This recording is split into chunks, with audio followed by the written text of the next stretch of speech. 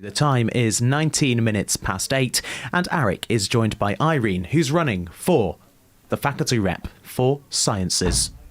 Hi, so in your manifesto you say you want to persuade the university to provide more video and audio recording equipment in the sort of departments. Why do you think this is important? Well, especially in sciences, you have different sciences like maths or physics or chemistry where we use weird notation. I think it's very useful to see how your lecturer is doing it. Also, sometimes if your lecturer is using slides, those are recorded and uploaded to Panopto along with the audio, but sometimes your lecturer may decide to use the blackboard. And also, there are also other sciences, not only those three, but maybe like biology, where you use a lot of sketches and little drawings. I think it would be very useful to see what your lecturer is doing. So like getting more rooms with these facilities, I think it will be a great improvement. Okay, lovely. Yeah.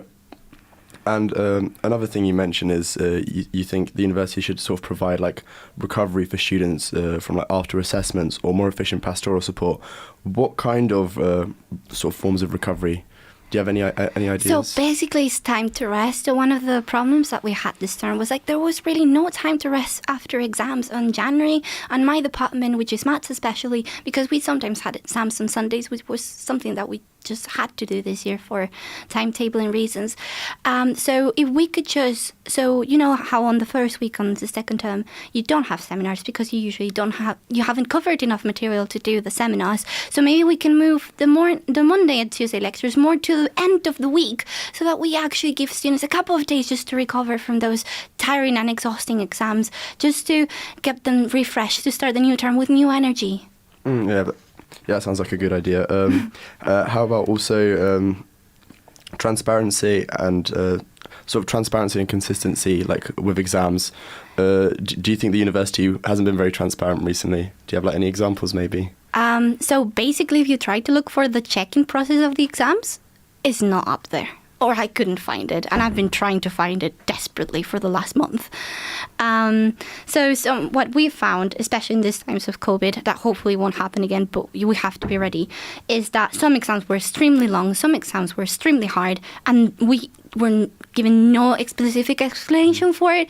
If you talk to staff, they will tell you that it was the first time that they were setting this type of exams, which is fine. And then they always go to, oh, but we'll just rescale your exams. Well, but that doesn't cope with mental health. Because if you come out of an exam and you think that you did very poorly, you didn't maybe answer the full exam, you think you're going to get very low marks, and you have an next exam maybe the afternoon afterwards, or maybe some next morning, that is going to affect, again, your next exam. So rescaling is good. Yeah, I'm not saying that we should get rid of it. What's more, we should keep it, indeed, but it's just not the answer that I think is not the answer that students are looking for. Of course. Okay, so now to close off on a personal sort of question, why do you think you'd be a good science faculty representative over other candidates? I have a lot of experience. I started when I was first year. I was course rep, and I was very passionate about the role. I think it's what everybody saw in my first year, and it was a great opportunity to help everybody in my department. And then Majon's was the previous maths department, and you just had him tonight, and I asked, and then I went for department rep, which is a great role when you don't only help your course but your whole department.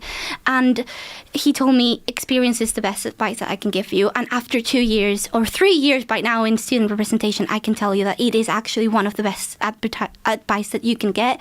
So lovely. Cool. Thank you very much. We will be going now back to the green room, where I think we'll find Beth and Claudia. How's it going down there? Welcome back to the green room. Me and Claudia have guests. We're not alone. We promised